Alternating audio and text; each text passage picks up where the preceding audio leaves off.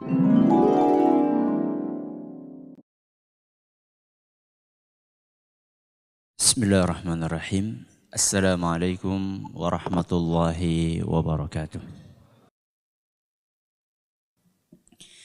Alhamdulillahi rabbil alamin. Wabihi nasta'inu ala umuri dunya waddin. Wassallallahu ala nabiyyina Muhammadin wa ala alihi wa sahbihi ajma'in. Amma ba'd. Kita panjatkan puja dan puji syukur kehadirat Allah tabaraka wa ta'ala. Pada kesempatan malam yang berbahagia kali ini, kita masih kembali diberi kekuatan, kesehatan, hidayah serta taufik dari Allah Jalla wa'ala. Sehingga kita bisa kembali menghadiri pengajian rutin tafsir kita ini di Masjid Agung Darussalam Purbalingga. Kita berharap semoga Allah Subhanahu wa ta'ala berkenan untuk melimpahkan kepada kita semuanya ilmu yang bermanfaat sehingga bisa kita amalkan sebagai bekal untuk menghadap kepada Allah Jalla wa'ala. Amin. Salat dan salam semoga senantiasa tercurahkan kepada junjungan kita Nabi besar Muhammad sallallahu alaihi wasallam, kepada keluarganya, sahabatnya dan umatnya yang setia mengikuti tuntunannya hingga akhir nanti. Seperti biasanya sebelum kita mengawali pengajian malam hari ini, kita akan membaca surat yang mulia, surat Al-Lail. Semoga Allah Subhanahu wa ta'ala memberkahi majelis kita. A'udzu billahi minasy syaithanir rajim.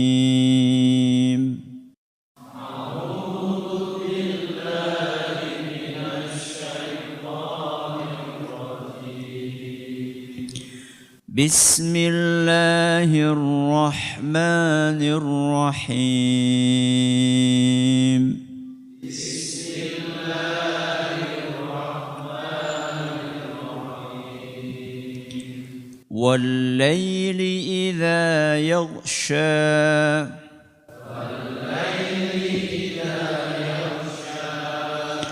Wan-nahari idza tajalla.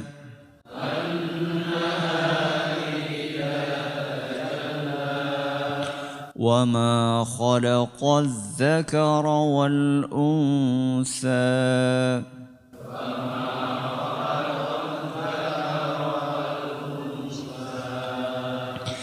إن سعيكم لشتى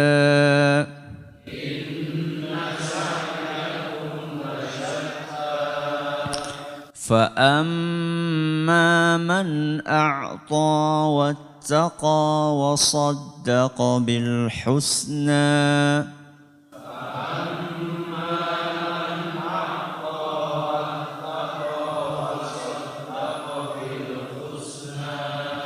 فسنيسره لليسرى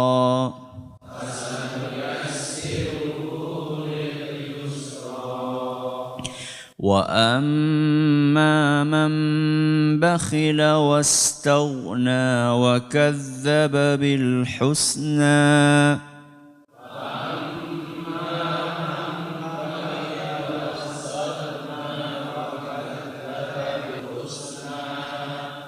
فسنيسره للعسرى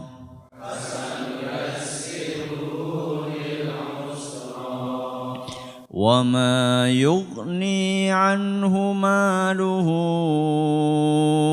إذا تردى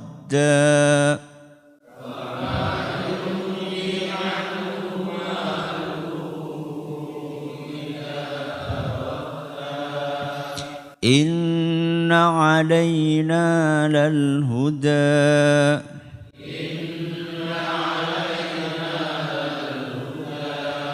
وإن لنا للآخرة والأولى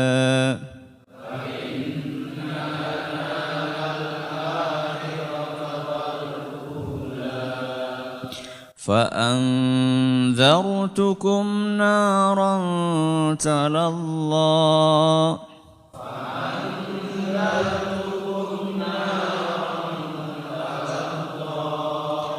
لا يصلاها إلا الأشقى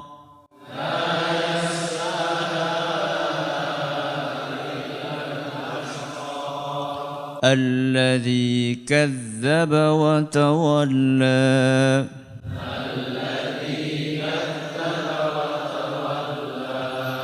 وسيجنبها الأتقى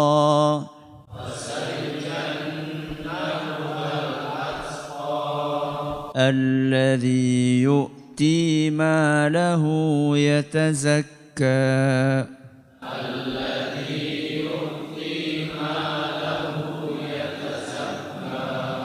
وما لأحد عنده من نعمة تجزى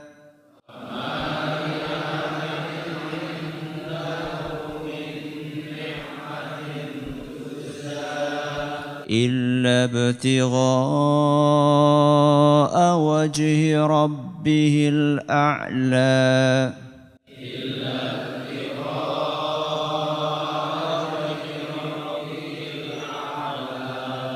ولسوف يرضى. Para hadirin dan hadirat sekalian yang kami hormati dan juga segenap pendengar Radio Insani via streaming dimanapun Anda berada. Para pendengar Radio Roja di Jakarta, di Bandung, di Lampung, di Berau, dimanapun Anda berada. Radio Best FM di Sorotigo dan sekitarnya. Radio Al-Hikmah di Banyuwangi dan sekitarnya. Radio kita di Cirebon dan sekitarnya. Radio Sahabat Muslim di Tegal dan sekitarnya. Juga para pemirsa Roja TV dan Yufi TV yang semoga senantiasa dirahmati oleh Allah Azza wa Jalla. Ayat yang terakhir kita bahas dari surat Al-Lail, ayat berapa? Ayat ke-19. Apa bunyinya?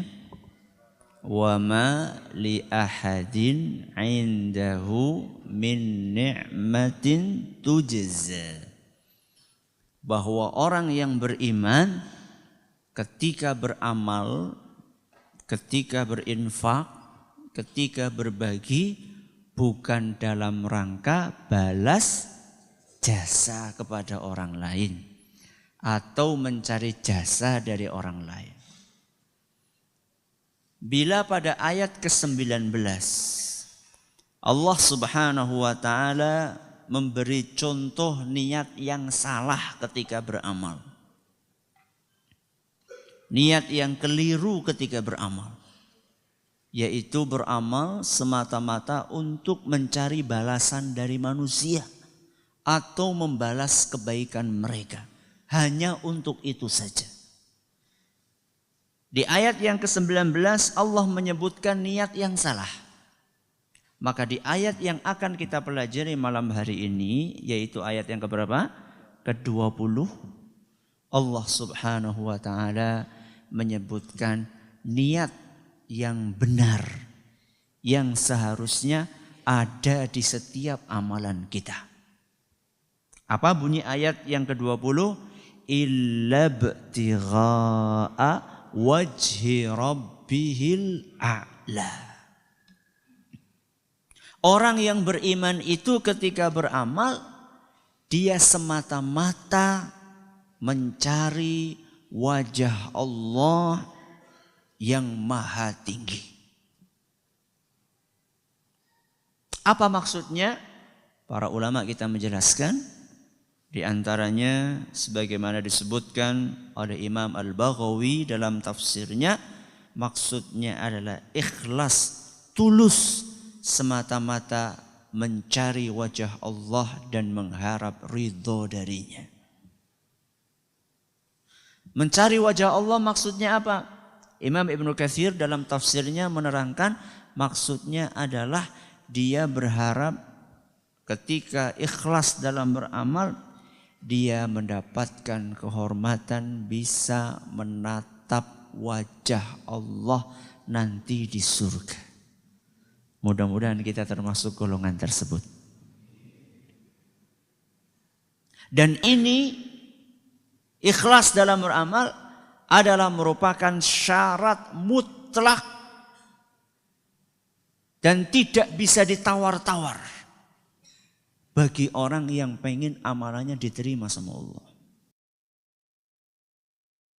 Sehingga ketika amalan seorang hamba tidak terpenuhi di dalamnya ikhlas, maka amalannya akan sia-sia. Allah Subhanahu wa taala dalam Al-Qur'an memberikan gambaran bagaimana sia-sianya amalan tersebut. Yaitu dalam surat Al-Furqan ayat 23. Dalam surat Al-Furqan ayat 23. Allah Azza wa Jalla berfirman, "Wa qadimna ila ma 'amilu min 'amalin faj'alnahu haba'an manthura." Kami akan datangkan, kami akan perlihatkan, kami akan tampakkan amalan-amalan yang dahulu mereka kerjakan. Faja'alnahu haba'an manthura. Kemudian kami jadikan amalan-amalan mereka tersebut menjadi debu yang berterbangan. Beleduk. Apa? Beleduk. Mau panjenengan dikasih debu? Mau? Gratis? Gak mau? Nunggu mah be? Oke. Tidak ada manfaatnya. Tidak ada gunanya. Sia-sia. Dan tidak ada bekasnya. Ustaz, surat apa tadi? Al-Furqan ayat 23. Ustaz, ayat tersebut kan lagi berbicara tentang orang kafir, Ustaz. Kita kan orang Islam, Ustaz. Kata Imam Ibnu Katsir rahimahullah, walaupun ayat tadi surat Al-Furqan ayat 23 itu sedang berbicara tentang orang kafir dan nasib mereka nanti pada hari kiamat. Akan tetapi kata Imam Ibnu Katsir, kenapa kok orang kafir nasibnya seperti itu? Apa pemicu yang mengakibatkan amalan mereka itu jadi debu? Kata beliau, gara-gara amalan orang-orang kafir itu tidak terpenuhi syarat diterimanya amalan. Itu yang menyebabkan amalan mereka itu menjadi debu. Apa syarat diterimanya amalan? Ikhlas dan sesuai dengan tuntunan syariat. Gara-gara amalan mereka tidak ikhlas atau tidak sesuai tuntunan atau bahkan dua-duanya tidak mereka penuhi, ikhlas ya tidak, sesuai tuntunan ya tidak. Akhirnya Allah Subhanahu wa taala jadikan amalan mereka menjadi debu. Bisa dibayangkan ketika dia datang pada hari kiamat mengharapkan akan bisa menikmati buah dari amalan yang dia kerjakan ketika di dunia, ternyata nanti pada hari kiamat akan menjadi debu yang berterbangan. Makanya di dalam beberapa ayat disebutkan kasarabim biqi'atin, seperti fata morgana.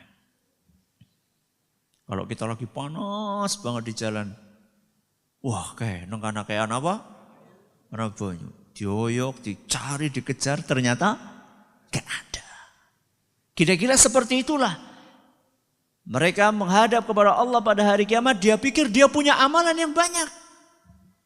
Ternyata nanti pada hari kiamat dia tidak dapatkan ganjaran sedikit pun dari amalan yang mereka kerjakan.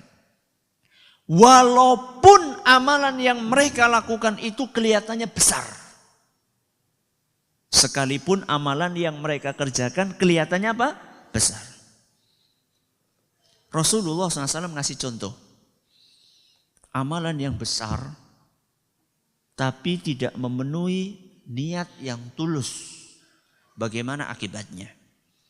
Hadis riwayat Bukhari yang sering kita dengar. Innamal a'malu binniyat. Amalan itu diterima atau tidak tergantung niatnya. Wa innama likulli imri'in ma nawa.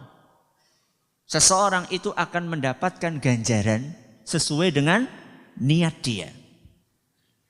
Hadisnya sampai di sini? Tidak. Setelah itu Nabi SAW ngasih satu sampel amalan. Apa itu? Hijrah. Apa? Hijrah. Hijrah itu apa toh? Pindah mengdi. Pindah rumah. Pindah dari tempat yang jelek, tempat yang buruk menuju tempat yang baik. Meninggalkan tempat yang tidak islami menuju ke tempat yang islami. Dari negara kafir menuju negara Islam. Dari tempat yang isinya maksiat menuju tempat yang isinya ibadah. Itu hijrah. Apa kata Nabi SAW? Faman kanat hijratuhu ila dunya yusibuha. Barang siapa yang hijrahnya karena tujuan duniawi. Ikhlas atau tidak? Tidak. Au ilam ra'atin yankihuha, atau karena ingin menikahi wanita di tempat hijrah. Jadi niatnya itu ada udang di balik batu. Fahijratuhu ila ma hajara ilaihi. Maka hijrah yang dia lakukan hanya akan mendapatkan seperti apa yang dia niatkan saja. Hadis riwayat Bukhari. Mungkin banyak di antara kita belum tergambar, belum terbayang hijrah itu amalan yang berat atau ringan atau gampang atau sulit. Kenapa kok ngasih contohnya apa? Hijrah, bukan sholat misalnya, atau bukan zakat, atau bukan haji misalnya. Berat mana haji sama hijrah? Apa ya? Hijrah itu beratnya pol. Dari sisi apa Ustaz? Dari sisi pengorbanan. Ketika orang hijrah, dia harus mengorbankan materi dan imateri. Materi yang harus dia korbankan apa? Rumah tempat dia tinggal. Terus tanah yang dia miliki. Terus istri, anak, pekerjaan, hewan ternak. Ini materi. Imateri apa? Perasaan. Ya, korban apa? Perasaan. Ini semuanya harus dia tinggalkan. Kalau mengganggu jalan hijrah tersebut, harus dia tinggalkan semata-mata karena memenuhi panggilan Allah untuk hijrah. Meninggalkan rumah yang sudah dia beli, dia cicil berapa puluh tahun. Punya sawah yang sedang menguning, ditinggalkan. Punya hewan ternak berapa? Jangan punya hewan ternak ya? Ayam ya. Ayam sore si ora bali digoleti. Meninggalkan pekerjaan, meninggalkan tanah Ustadz. Panjenengan tahu? Para sahabat saat itu hijrah dari mana ke mana? Mekah ke Madinah. Berarti mereka meninggalkan tanah yang di mana? Mekah. Saya kasih contoh sampel ya, harta yang harus ditinggalkan. Tanah di Mekah. Mahal apa murah? Mahal apa murah? Saya baca di sebuah situs, sampai detik ini tanah yang paling mahal itu di seluruh dunia itu di Mekah. Tidak ada yang mengalahkan mahalnya tanah di Mekah. Di alun-alun sini, sekeliling alun-alun pinten? Mana Juragan? Per meternya berapa sih di sekeliling alun-alun ini? Berapa? 3 juta orang mungkin. Murah banget. Per meter 3 juta. Yang benar ini. Berapa? Per ubin. Ya per meter berapa lah? 10 juta. Katakanlah per meter berapa? 10 juta. Mahal gak? Mahal. Di desanya jenengan berapa per meter? Per meter 300 ribu paling. 100 ribu, 50 ribu kan. Kira-kira harga tanah di Mekah per meter berapa? Pakai rupiah saja. Pakai real kesuwen gue boleh ngitung. Saya baca di salah satu situs properti, ya, per meter di sana itu 6 miliar. Berapa? 6 miliar per meter. Ustadz itu kan harga sekarang Ustadz. Tahukah jenengan? Harga tanah sekarang di sana dengan harga tanah di sana dulu itu tidak beda jauh. Kenapa? Karena mata uangnya apa? Emas. Dan emas itu relatif stabil.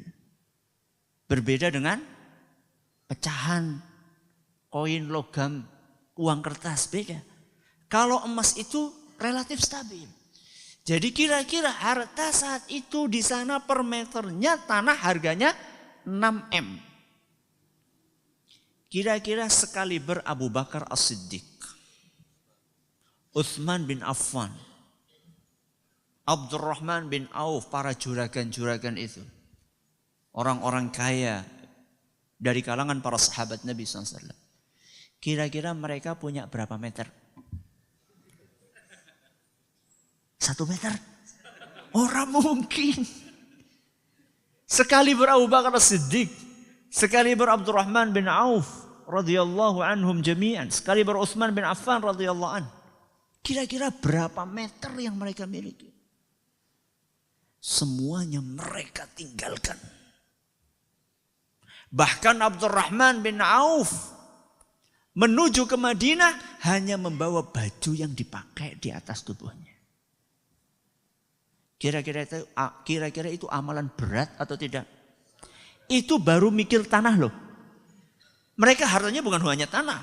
Mereka punya onta, mereka punya kambing, mereka punya rumah, mereka punya kebun, mereka punya ini dan itu. Semuanya ditinggalkan untuk mencari ridhonya Allah. Seandainya amalan yang berat ini tidak ikhlas, seandainya amalan yang besar tadi tidak ikhlas, maka tidak akan diterima sama sekali sama Allah. Padahal berapa yang dia korbankan? Miliaran, triliunan dia tinggalkan. Kalau tidak ikhlas, tidak akan dibalas oleh Allah apa-apa. Itu padahal besar ya. Bagaimana singkur klutik 500 perak. 1000 perak. Ustaz, berarti kita kalau infak jangan sedikit. Ya kalau bisa. Bagus mana Ustaz? Sedikit tapi ikhlas? Sama banyak tapi tidak ikhlas? Bagus yang mana? Bagus yang mana? Banyak tapi ikhlas. Itu di luar pertanyaan. Pertanyaannya antara yang sedikit ikhlas sama banyak tidak ikhlas. Ya jelas kalau disuruh milih antara dua itu lebih bagus yang sedikit tapi ikhlas. Syukur-syukur banyak tapi ikhlas. Jadi illa btigha'a wajhi rabbihil a'la. Itu adalah merupakan syarat mutlak ketika kita beramal.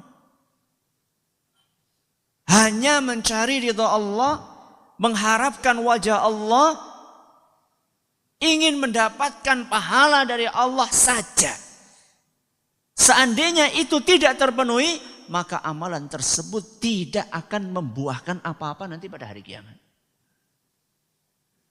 Mungkin ada yang mengatakan, Ustaz, tidak dapat apa-apa. Ya enggak apa-apa. Tidak mendapatkan apa-apa. Anda pikir hanya tidak mendapatkan apa-apa? Bukan. Bukan hanya tidak mendapatkan apa-apa, akan tetapi juga akan dihukum oleh Allah Subhanahu wa taala dengan siksaan neraka. Bukan hanya tidak dapat apa-apa. Kalau tidak dapat apa-apa mungkin ada sebagian orang mengatakan ya impas lah. Bukan. Bukan hanya sekedar tidak dapat apa-apa, tapi akan dihukum oleh Allah Subhanahu wa taala dengan siksaan neraka jahanam.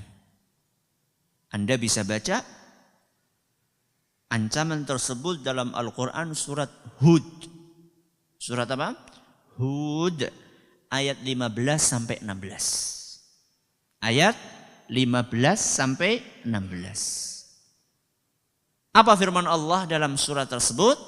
Man kana yuridul hayatad dunya wa zinataha nuwaffi ilaihim a'malahum fiha wa hum fiha la yubkhasun. Barang siapa yang beramal soleh, barang siapa yang beribadah, tujuannya untuk kepentingan duniawi saja, maka kami, kata Allah, akan berikan apa yang dia inginkan di dunia tersebut. Jadi jangan dipikir nggak akan dikasih. Dikasih sama Allah subhanahu wa ta'ala. Kalau orang beramal, tujuannya untuk mencari kepentingan duniawi tok. Tidak ada niat yang tulus sama sekali untuk Allah subhanahu wa ta'ala. Maka apa yang dia inginkan akan dikasih oleh Allah subhanahu wa ta'ala. Lengkap seperti apa yang dia inginkan. Wahum fiha la yubkhasun. Tidak dikurangi sedikit pun. Dia pengennya apa dikasih sama Allah semuanya. Itu di mana? Di dunia. Ayat selanjutnya. Tentang apa nasib mereka di akhirat. Ulaika alladzina laysa lahum fil akhirati illa an-nar.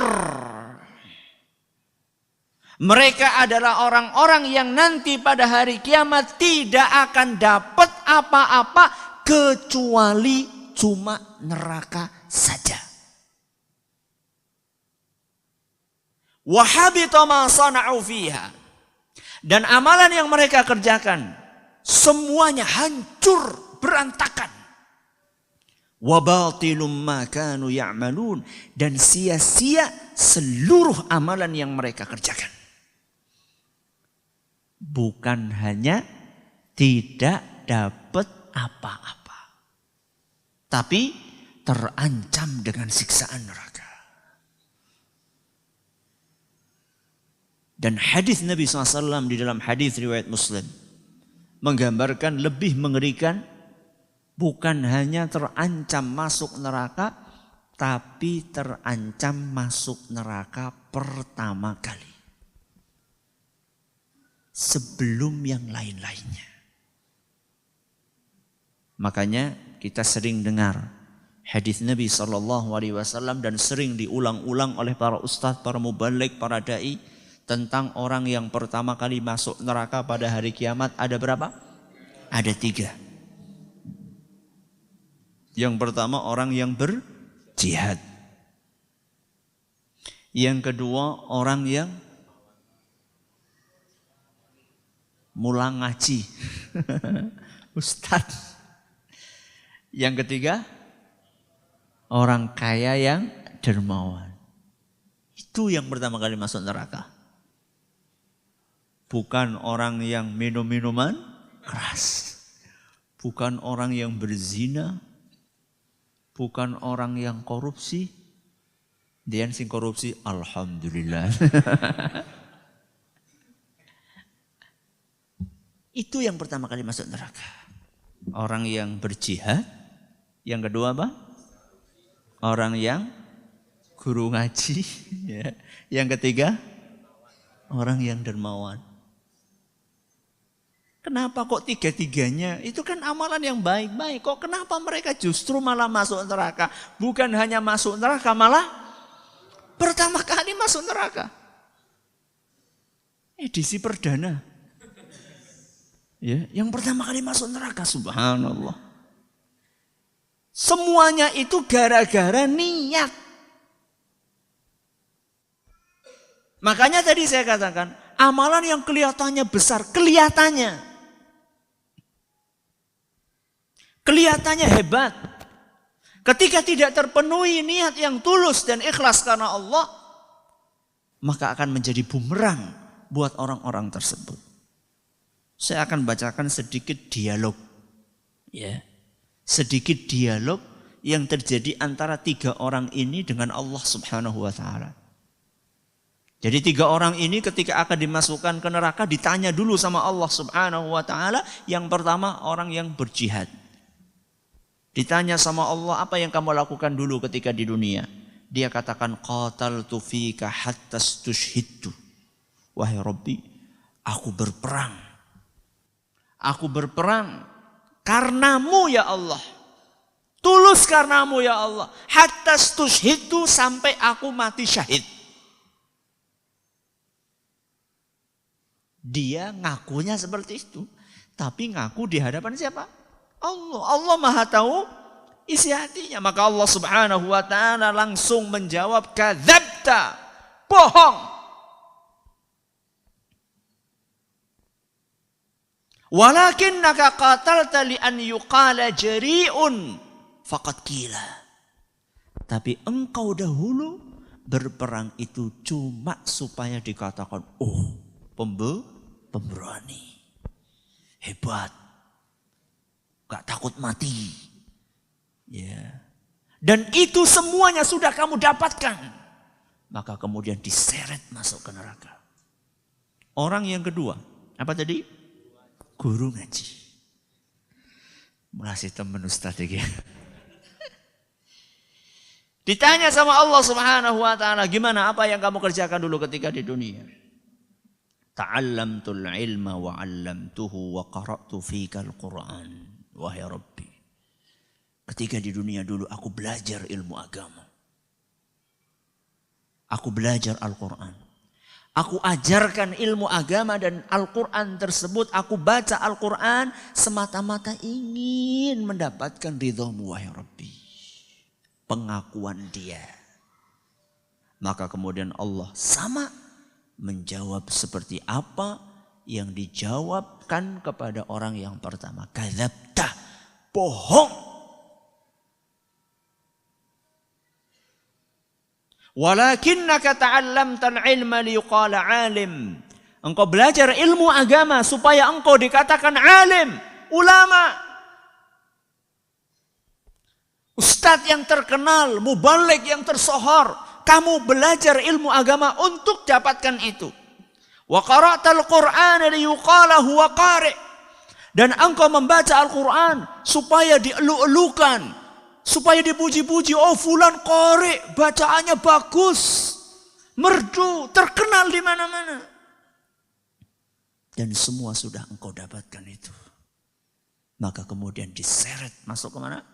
Ke neraka. Tinggal orang yang ketiga. Ditanya, kamu punya duit buat apa saja? Maka kemudian dia katakan, ma taraktu min sabilin tuhibbu an yunfaqa fiha illa anfaqtu fiha lak.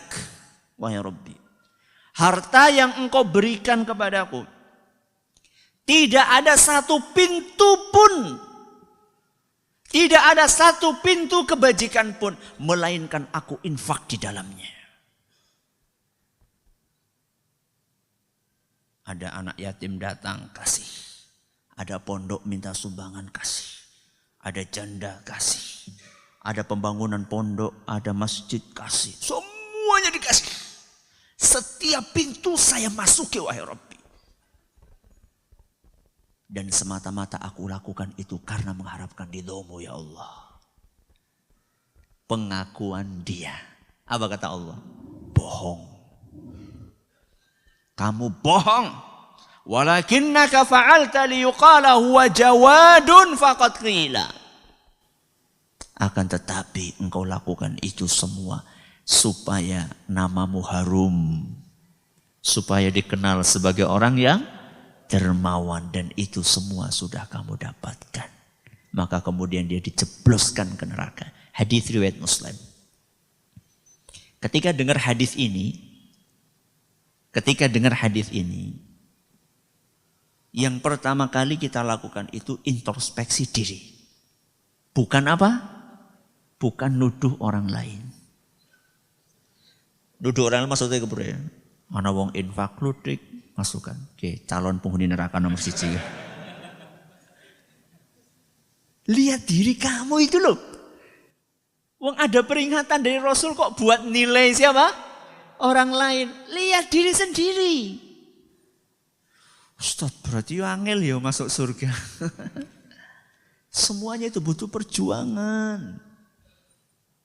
Jadi jangan dipikir kita ini sudah beramal, sudah ngaji, sudah sholat, sudah puasa, terus lantas dapat jaminan stempel langsung masuk apa?